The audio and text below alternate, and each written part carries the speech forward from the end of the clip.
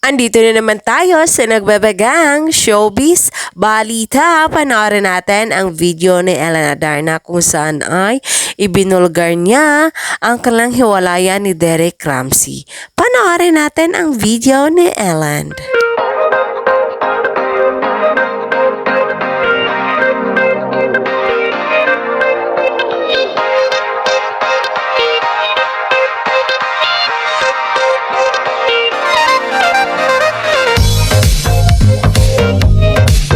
Naging trending ngayon si Ellen Adarna sa kanyang IG story kung saan ay ibinahagi niya ang dahilan ng kanilang hiwalayan ng kanyang asawa na si Derek Ramsey. Ito nga ang pag-cheat ito sa kanya. At ibinulgar niya ang kanyang mga resibo kung saan ay naka-screenshot ang mga convo nila ng kanyang ebidensya na may side chick daw ang kanyang asawa na si Derek Ramsey. Ang babaeng ito ay hindi niya ibinulgar at matagal na daw itong side chick ni Derek. Sa binata pa ito ay palaging nasa kanyang side na ito kahit may karelasyon si Derek na ibang babae. At ibinulgar nga ni Ellen na pinabarangay nga niya si Derek. Twice nga daw niyang pinabarangay at nagkasundo sila na umalis muna si Derek sa kanyang tirahan habang si Ellen ay nagpa-renovate ng kanyang bahay. Barangay ko siya dahil twice. Not once, but twice. But we had an agreement that this was like months ago, maybe 3 months ago. But we had an agreement that he won't come back until I move into my new place. Total, I'm gonna be gone forever. So just give me until my place is done. And there. What's going on? He was sent an invite, okay? He chose not to go. He was playing frisbee or golf somewhere. Yeah, so important, right? So there, he was sent an invite and just 2 of his family went, his sister and his nephew. That's it. We had a choice. We all have a choice. No one put a gun in his head and told him not to go. Yeah. He blames everything, everyone but himself. Yeah. He was able to convince his friends and people that it's my postpartum. And there's also one.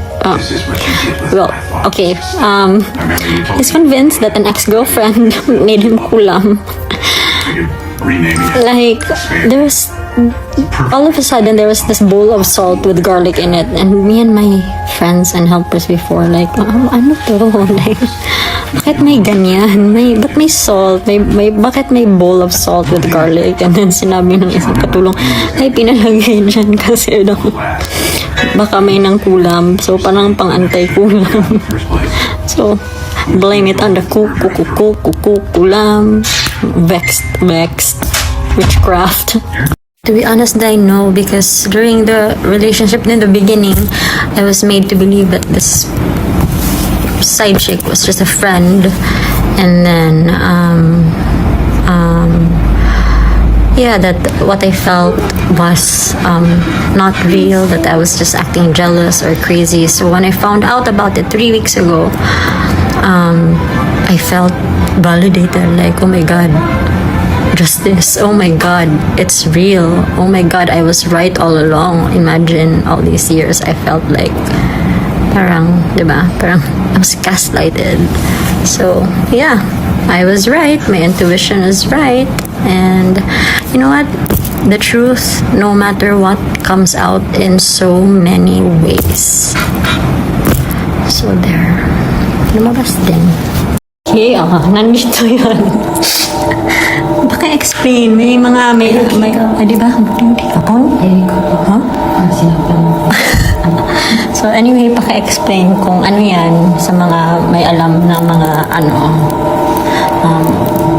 white magic, black magic, whatever. Ko another time, so dungan ani nga time sa toyo garlic sa garlic salt niya. Natay time nga gipa-blessing ang balay. So the next day Siya dito yung nakik-out.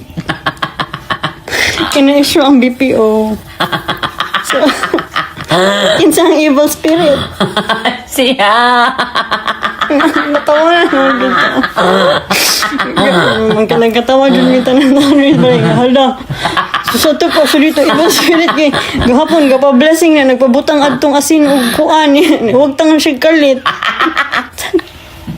No, that's not true. No one is battered. Well, according to my reliable sources, mga ex na that side chick has always been there, like decades na, nakailang girlfriends na si Derek, nandyan siya. So, friends daw, friends. Ako pa yung blinim ng mga netizens nung last real girlfriend ni Derek na ako daw yung third party, but no, it's not me. It could be her because hello, tagal na silang friends, right? And meron parang something side chick pala nito dati pa. So, yeah, but I guess side chicks will always be side chicks. They'll never get chosen. We can just bitch about it. But I wouldn't be surprised if nandyan siya ngayon. For more showbiz updates, don't forget to like, subscribe, and share.